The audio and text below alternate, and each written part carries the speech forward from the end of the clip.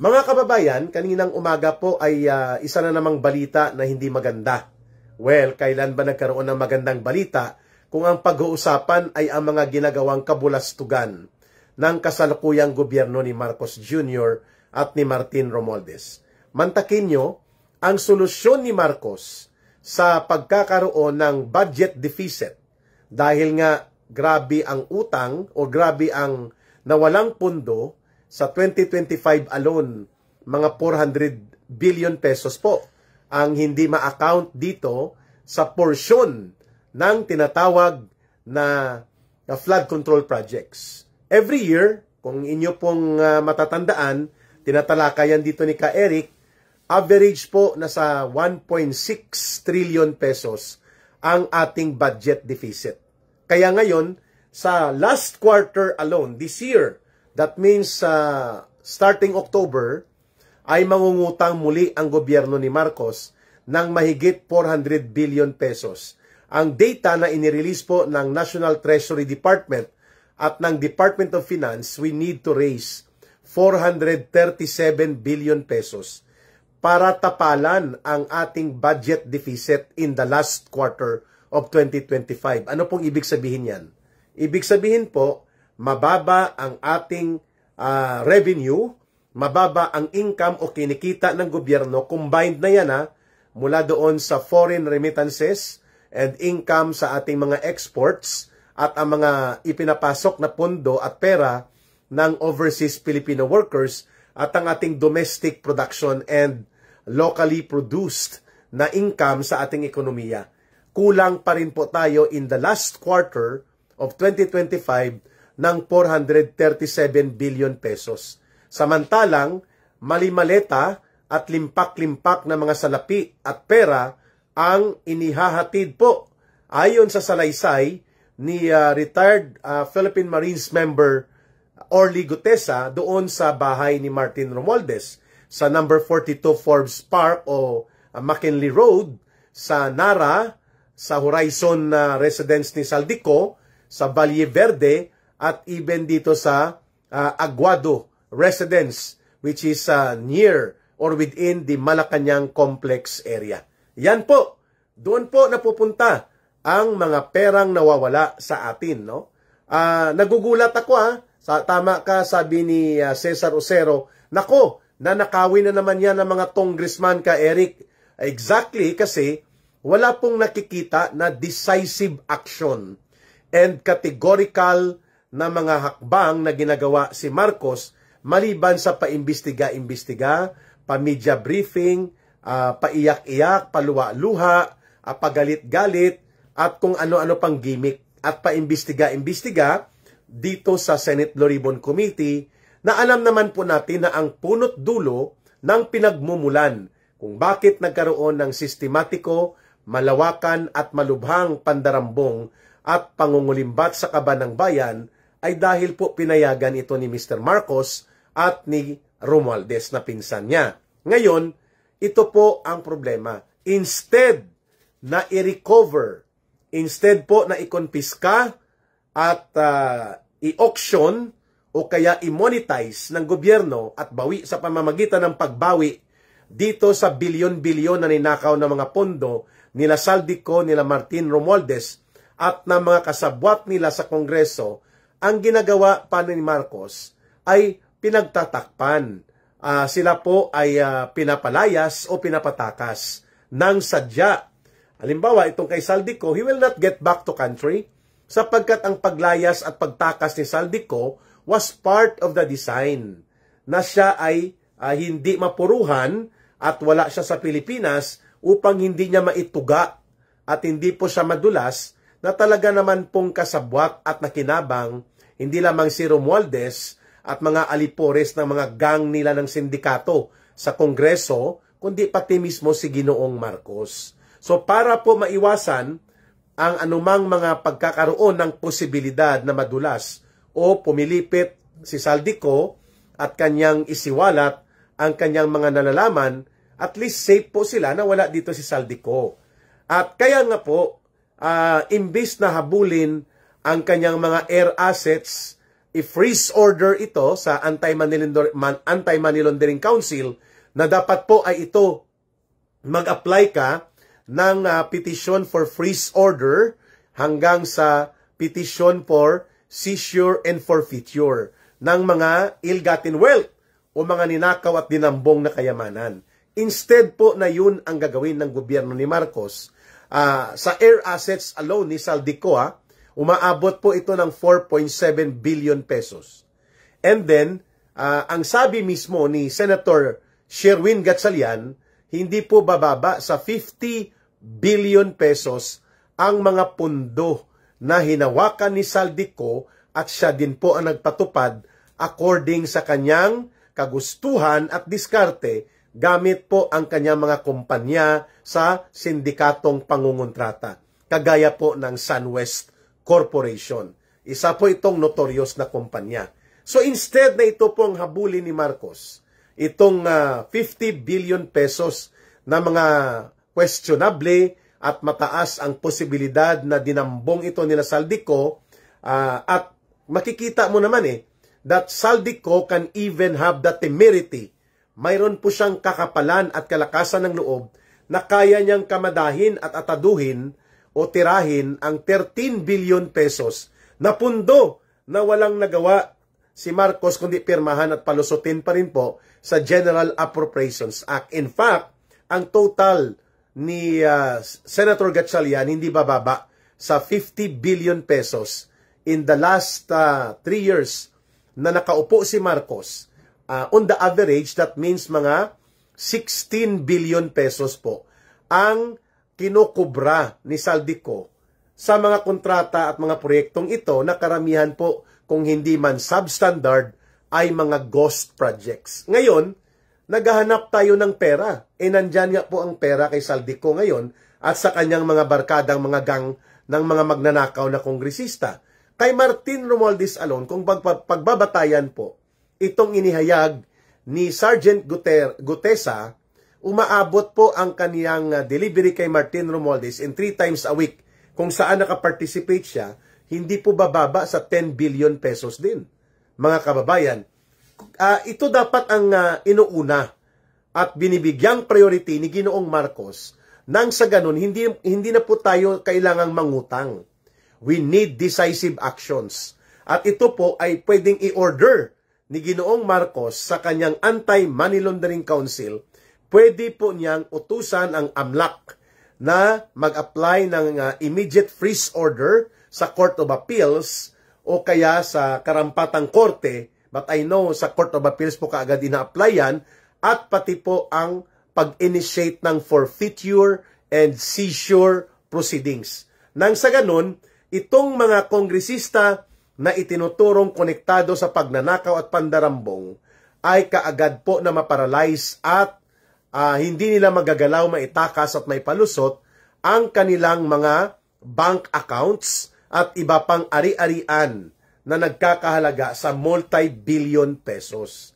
Pero masakla po na ang taong bayan ang siya pong magbabayad sa mga kasalanang hindi natin ginawa at hindi naman napakinabangan ito ng taong bayan.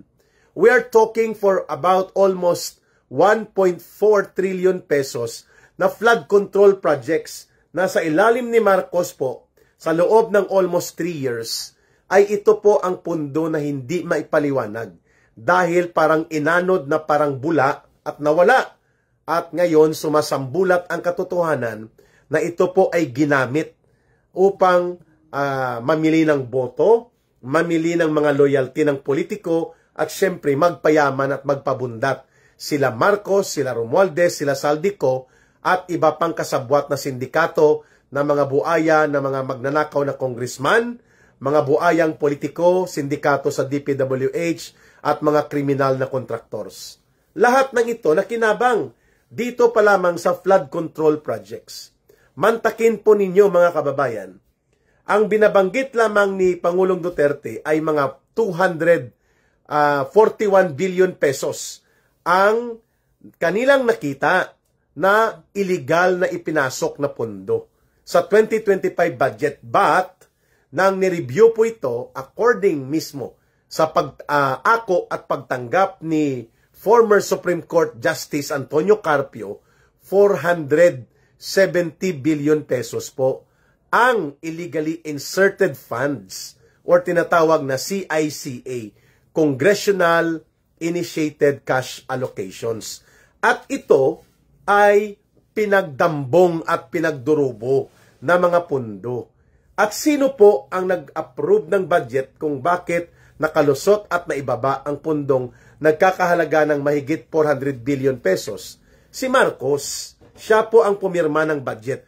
Only the President can make an enrolled bill on tinatawag na budget bill na isinumiti ng House of Representatives at ng Senado. It cannot become a law na tatawagin po na General Appropriations Act or GAA kung hindi pipirmahan ni Marcos ang budget bill. Klaro? Kung ito naman po ay napirmahan na ni Marcos at naging batas na ang tinatawag na siyang General Appropriations Act, hindi rin po makakalabas ang pundo upang durubuhin at kulimbatin ng grupo nila Marcos Saldico at Martin Romualdez at iba pang actors nila kung hindi ito inilalabas ng Department of Budget and Management. So, ganun pala kalalim itong kasindikatuhan na ito. Yes, that even Congressman Toby Chanco, who happens to be one of their own, aliado ito ni Marcos, bagamat kritiko ito ni Romualdez at ng kanyang mga grupo, sinasabi niya na naging sindikato na ang type o ang uri ng pagpapatakbo sa gobyerno. And of course, ang presiding officer sa pagkasindikato ng gobyerno, walang iba kundi si Marcos Jr. mismo. Ngayon, ang kanyang solusyon, mga kababayan, nayanig ang ating holder table. Mga kababayan, hindi pala pwede gumanon mag-punch ng table, Brother Arnold Vicas. Ipinapakita po ng ating punto dito na ang easy way out ni Marcos, ipapasa niya. Ipapapasa niya sa mga taong bayan ang kakulangan na ito ng mahigit 400 billion pesos in the last quarter of 2025, mangungutang siya. At ang magpapasan po nito, taong bayan. Nakakatakot po itong formula ni Marcos, bagamat ito po ay malinaw na isang mali na hakbang, ito po ay doble delikado. Sapagkat nagnanakaw na po ang mga politikong kaalyado at kasabwat ni Marcos ang nagpapasan ng pananagutan at bigat ng pagnanakaw nila ay ang mamamayan. Kaya po by the end of 2026, that would be almost 1 year from now, ang ating ang ating both foreign and domestic loans, ang utang ng Pilipinas aabot na po sa 22 hanggang 24 trillion pesos by the end of 2026. Nang bumaba po si Pangulong Duterte, ang last na figure in the entry of our financial record, nasa kulang-kulang lang po mga 15 trillion pesos ang utang ng Pilipinas. Kay Marcos po, sa loob lamang ng 2 taon at kalahati, ito ay almost 17.5 trillion pesos na. At by 2026, in just a matter of almost 4 years ni Marcos, aabot po sa 22 to 24 trillion pesos ang projected na kabuang utang ng Pilipinas. And how much is that? That means nagdagdag po si Marcos ng kulang-kulang 10 trillion pesos na pangungutang. Ang pinakamabigat na tanggapin dyan, itong mga pangungutang na ito na pagpapalubog sa buong mamamayan at pagpapalubog sa buong lipunan at ekonomiya ng buong Pilipinas, hindi ito napakinabangan ng mga mamamayan. Hindi po ito naging batayan upang umunlad ang sektor ng agrikultura. Hindi po na-modernize ang ating agriculture. We are still the so-called pre-industrial, backward agrarian economy, kung saan po almost 70% ng lupaing agrikultural na natatamnan ng palay ay sahod ulan.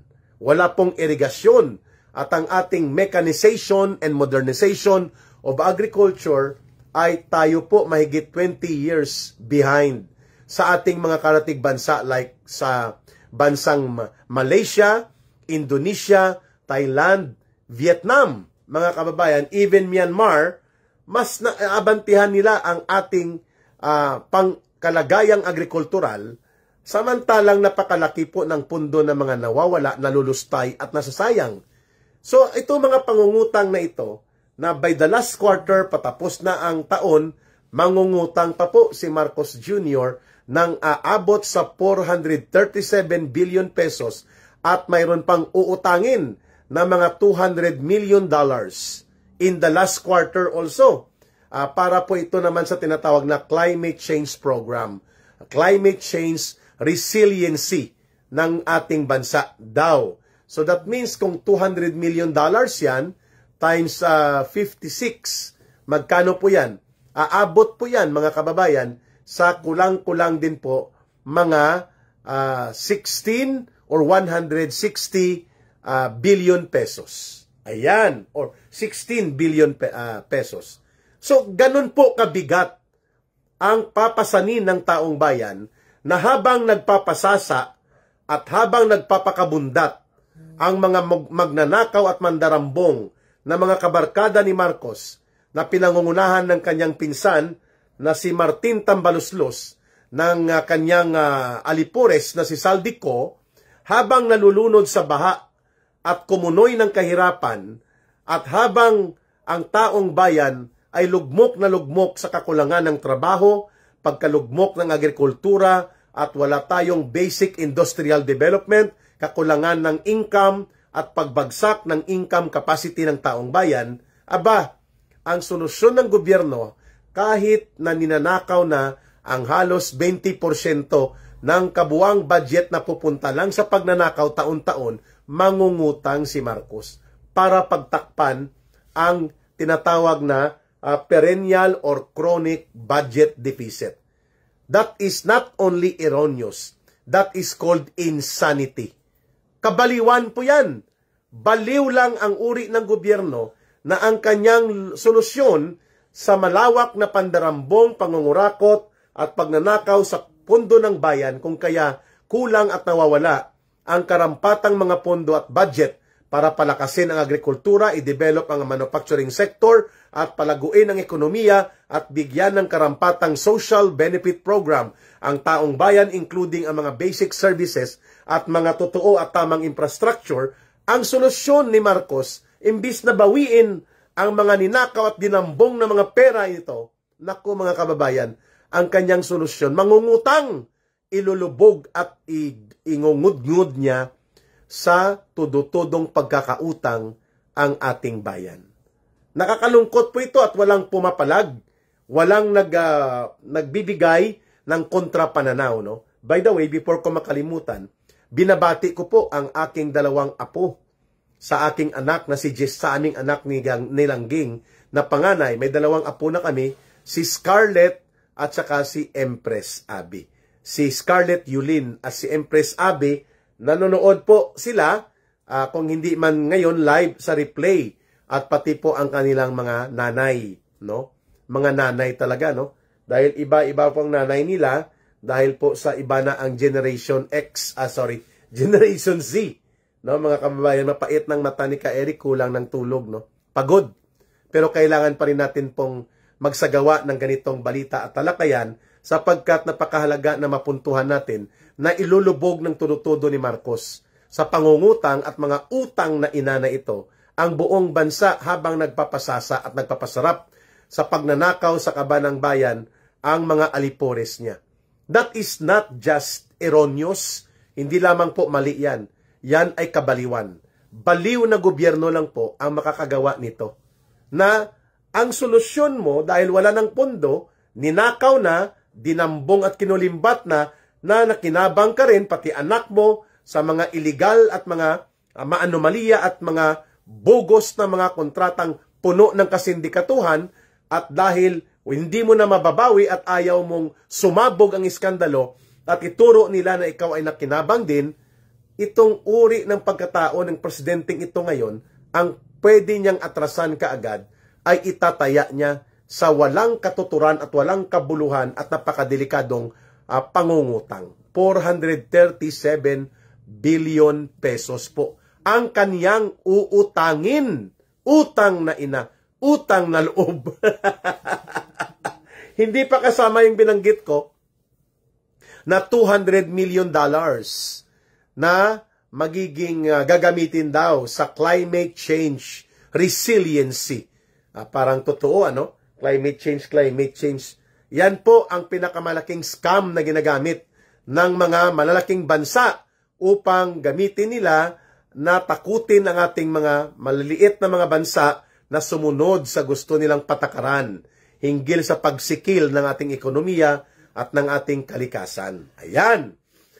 So ngayon, saan patungo ito? Itong pinupuntuhan ni Ka Eric. Dapat po punahin at tutulan ng taong bayan itong hakbang ni Marcos na instead na habulin with deliberate and concrete actions, decisive na mga hakbang na utusan ang Anti-Money Laundering Council na dali-daling magsampa ng tuloy-tuloy na mga petition for freeze order and seizure and forfeiture laban po sa mga mandarambong na politikong ito na na-identify naman ito. No need to complete the so-called Senate Blue Ribbon Committee. Detalye na lang po ang kinukuha dyan.